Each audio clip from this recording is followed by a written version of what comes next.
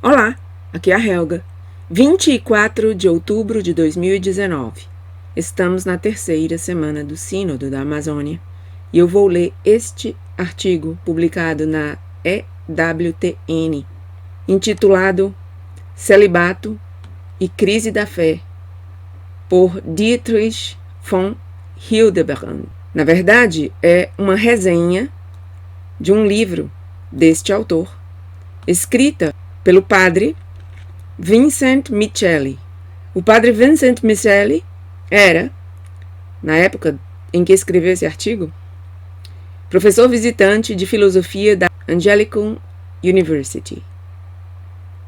E o artigo foi publicado originalmente no L'Osservatore Romano em 4 de janeiro de 1973. É um artigo que já tem 46 anos. Bem maduro e que nos dá a possibilidade de analisar as palavras de Dietrich von Hildebrand e as do próprio Vincent Micheli em retrospectiva e assim com mais acuidade. Começamos. Há um ditado entre os sábios, segundo o qual, quando a virtude é abandonada, seus símbolos também devem ser descartados. Assim, em uma época em que o patriotismo está morrendo, as bandeiras da pátria são queimadas. Numa época em que a reverência é esquecida, o Papa e a Pietà são atacados. E da mesma forma, em uma época em que a fé cristã é debilitada, o símbolo do celibato está sob ataque. Dietrich von Hildebrand, filósofo de renome mundial, um leigo casado que escreveu de maneira tão brilhante e profunda a grandeza, a beleza e a sacralidade do casamento, agora expõe com maestria em seu livro Celibacy and the Crisis of Faith, publicado em Chicago pela Franciscan Herald Press, os principais mitos seculares que contribuíram para a síndrome da abolição do celibato. Em seu capítulo introdutório, Hildebrand demonstra como as virtudes são frequentemente abandonadas porque as pessoas sucumbem acriticamente às tendências filosóficas e teorias teológicas predominantes, mas falsas. Os ataques ao celibato, preparados por tantos bispos, padres e leigos, mesmo depois da célebre encíclica Sacerdotalis Celibatus, do Papa Paulo, aqui ele se refere ao Paulo VI, parecem definitivamente motivados pela ingestão generalizada de mitos modernos destrutivos da fé. Desmascarados como puras fabricações são os seguintes erros. Tratamos apenas alguns deles. 1. O erro do mito do homem moderno, que afirma que hoje o homem está tão essencialmente mudado que ele não pode mais aceitar um evangelho e uma igreja com origem e destinos sobrenaturais. Hildebrand responde, abre aspas, um espírito de uma época nunca toca as raízes mais profundas do homem e de sua natureza, que, em sua estrutura ontológica, seu caráter de imago Dei, como pessoa espiritual destinada a Deus, não pode ser mudada. Não a história mutante, mas os evangelhos imutáveis e a tradição viva e organicamente desenvolvida da igreja docente são a fonte da verdade, da revelação e da bondade natural. Além disso, as tendências intelectuais anticristãs contemporâneas não infectam todos na nossa época. Essa é uma pura fábula de muitos sociólogos. Grandes convertidos ainda entram na igreja. Por exemplo, Jacques e Raissa Maritain, Gabriel Marcel, e devo acrescentar o próprio Hildebrand. A palavra de Deus não está limitada, nem mesmo pela mentalidade científica. 2. O erro de que a forma da revelação deve ser diluída. Hildebrand cita o Papa João XXIII por sua resposta. A igreja deve imprimir seu selo em todas as idades e nações, e não o contrário. A igreja deve, acima de tudo, lutar contra tudo que é incompatível com o Espírito de Cristo. Ela não deve transigir e não deve formular a mensagem cristã de maneira completamente inadequada à sua substância real e, portanto, falsificá-la. Obviamente, ela conhecerá as tendências intelectuais e as linguagens da época, e dará as boas-vindas e batizará o que é bom nelas. 3. O erro de que o sagrado deve dar lugar ao secular. Hildebrand mostra que o sagrado e a religião estão inseparavelmente unidos, mesmo nas religiões que contêm erros. Quando o sagrado foi eliminado das religiões pagãs, a fé foi perdida, o poder espiritual se dissipou, as famílias e nações foram destruídas. Quem quer que eliminasse o sagrado da Igreja Católica, perdeu a fé, porque o sobrenatural, que é encontrado apenas na revelação cristã, sempre inclui o sagrado e incomparavelmente mais. O ódio ao sagrado, portanto, leva inevitavelmente ao ódio a Deus, por meio da rejeição do santo, que, como testemunham o Antigo e o Novo Testamento, compreende a absoluta bondade moral e o sagrado, uma vez que estes são vistos de maneira maravilhosa na santa, sagrada humanidade de Cristo, a suprema epifania de Deus no tempo. 4. O erro de substituir um Messias terreno no lugar de Cristo. A redução de Cristo, de ser um Deus homem de misericórdia, para ser um homem de bondade, é uma falsificação grave. Cristo é o Salvador, chamado Jesus, porque salvaria seu povo de seu pecado do povo, claro. Assim, Cristo libertou o homem da escravidão espiritual de Satanás, do pecado e da morte. A misericórdia é a mensagem básica de sua revelação divina, pois a misericórdia revela a completa condição do homem de ser criatura, seu completo fracasso no pecado, e também revela a glória do Deus infinito e incompreensível que em seu Filho crucificado leva o homem ao arrependimento, à redenção e à glorificação. A misericórdia é o desafio de Deus para os pecadores adotarem a ação da metanoia, rechaçarem o velho homem pecador e nascerem como filho de Deus, no Filho de Deus. 5. O erro de colocar a unidade acima da verdade. A ideia de que a unidade é mais importante que a verdade é um mito particularmente pernicioso de nossos tempos. Isso leva à conclusão desastrosa de que o cisma é um mal maior do que as heresias e imoralidades que penetram e prosperam na igreja.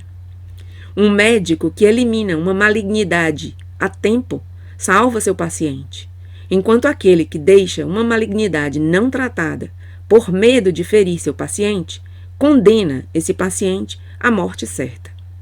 Hildebrand usa Pascal da maneira mais apropriada para refutar esse falso irenismo. E agora, abre aspas, porque aqui são palavras do próprio Hildebrand. Não está claro que tanto é um crime perturbar a paz quando a verdade prevalece, quanto é um crime manter a paz quando a verdade é violada.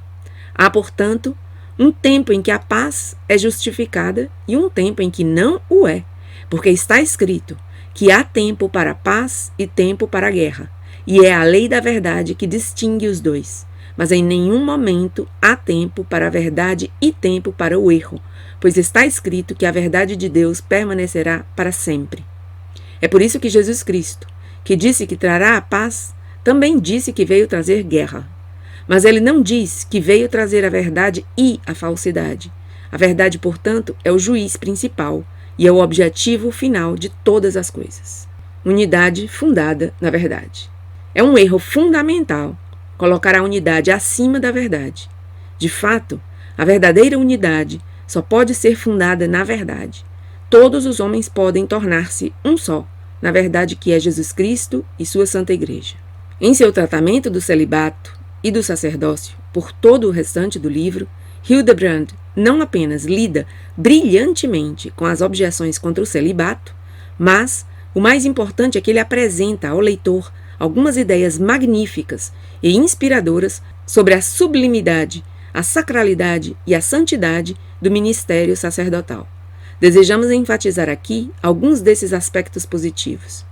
Numa atitude de profunda reverência, admiração e espanto, ele reflete sobre a grandeza e a beleza essenciais desse mistério e demonstra convincentemente a profunda afinidade que o celibato tem com o sagrado ministério sacerdotal.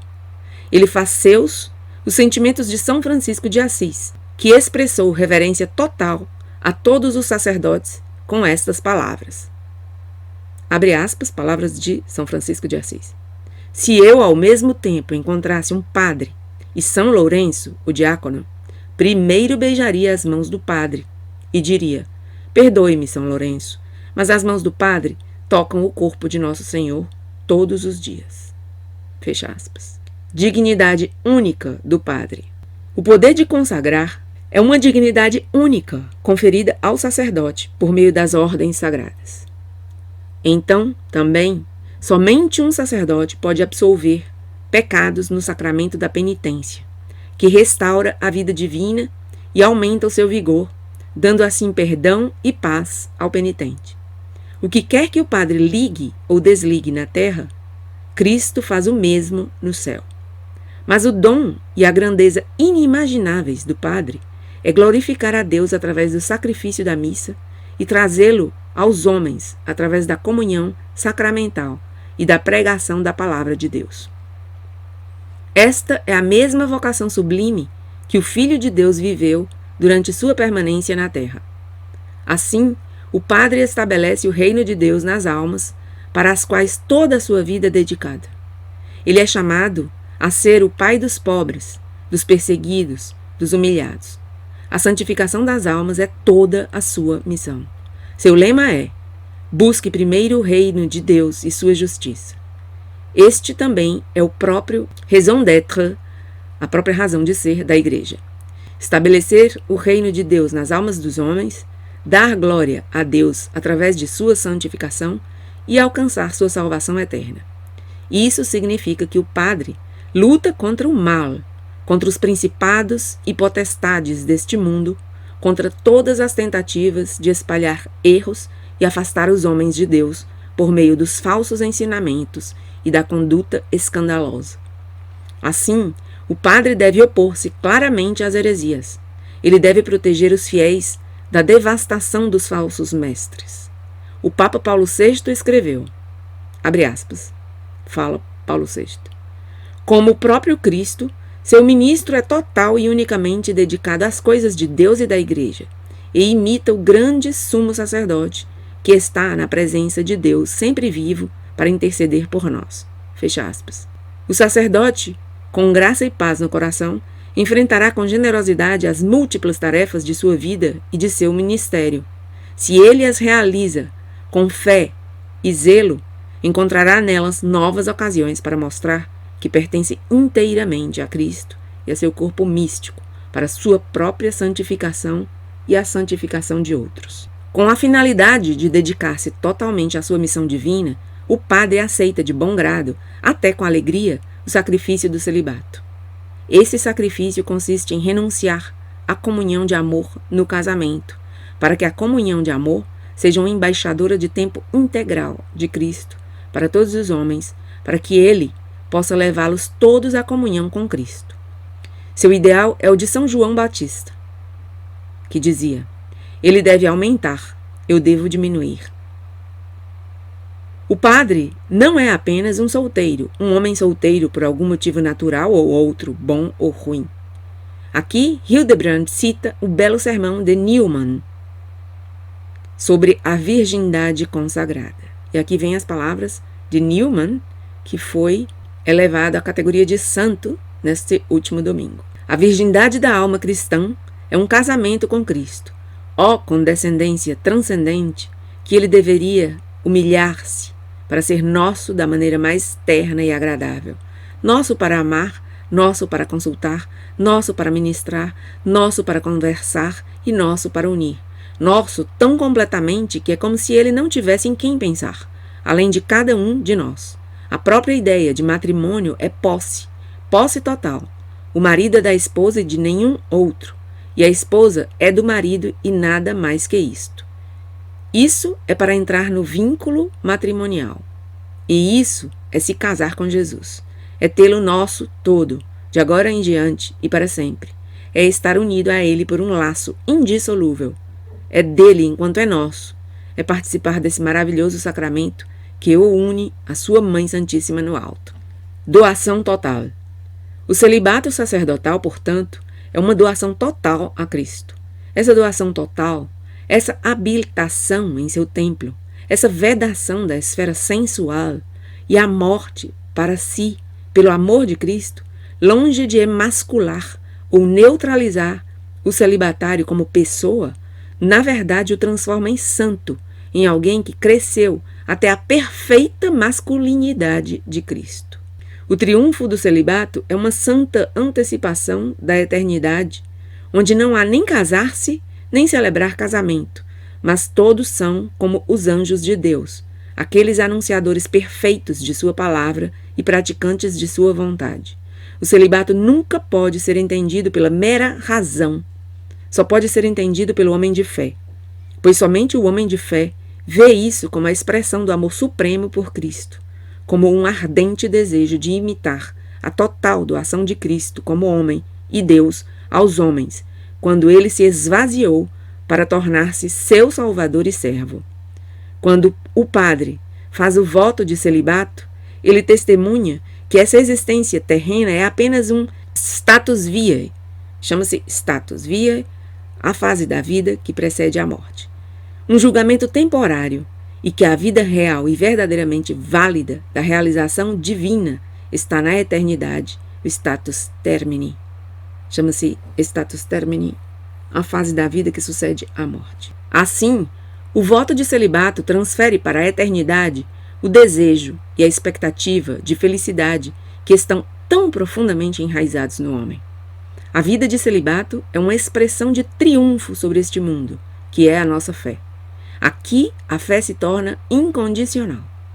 Um homem não quer aproveitar esta vida e ter esperança de felicidade aqui, mas escolhe um estado de vida em que queima suas pontes atrás de si e, esvaziando-se de si mesmo em imitação de seu Senhor, que adia a glória de sua divindade, vive apenas da fé no mesmo Senhor e Mestre, Jesus Cristo. Através do voto de celibato, o padre não está mais ancorado neste mundo. Ele é livre para assumir sacrifícios, até a pobreza e a perseguição.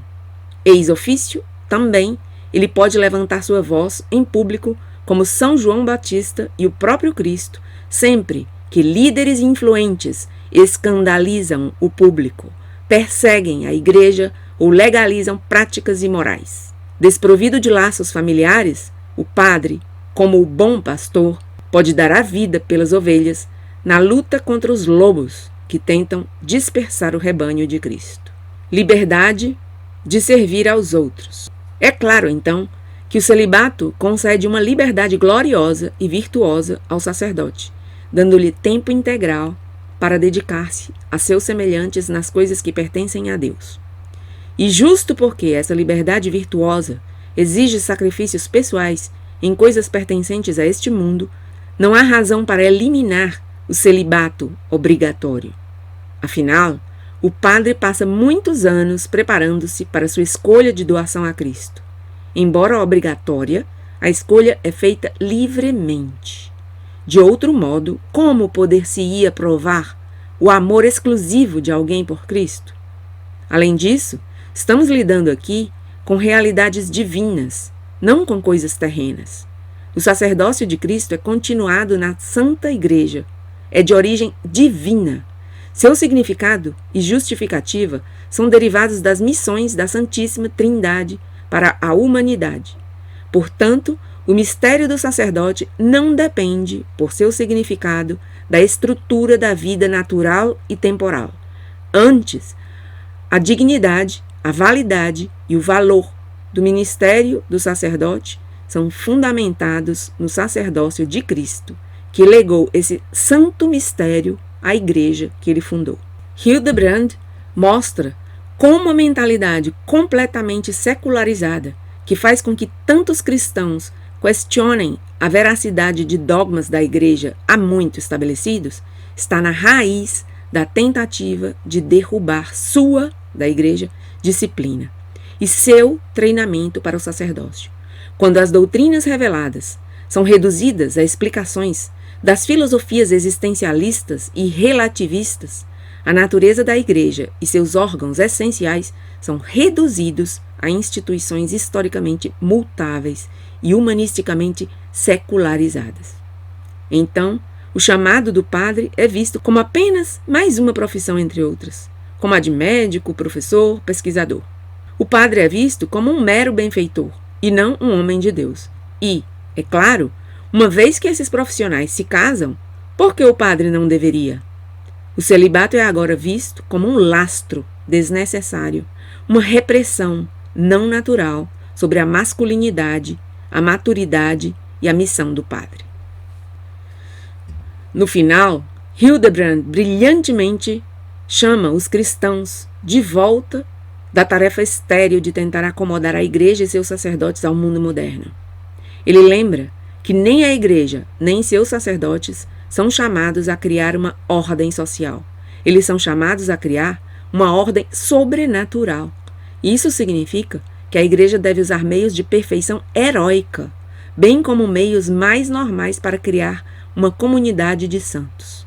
Assim, a Igreja deve estabelecer condições sagradas, fornecer meios sagrados para cumprir sua missão sobrenatural. E aqui Hildebrand nota uma estranha coincidência, a saber, que as mesmíssimas pessoas que se revoltam contra a Igreja institucional parecem ser as que o fazem contra o celibato obrigatório. Sua antipatia secularizante pela chamada Igreja institucional cega-os tanto que eles recusam-se a ver que o padre dá sua vida não apenas a Cristo, mas também à sua Igreja. Esquecem que a vida do sacerdote pertence à Santa Igreja, que ele trabalha nela e através dela, e com ela na vinha do Senhor. Esquecem que os sacerdotes só podem ser feitos pelas mãos da Santa Igreja. É por isso que eles não admitem que é justo e correto que um candidato ao sacerdócio confie totalmente na autoridade da Igreja, permitindo que ela, como corpo místico de Cristo, estabeleça as condições sagradas, até heróicas, de participação no ministério do sacerdócio divino de Cristo.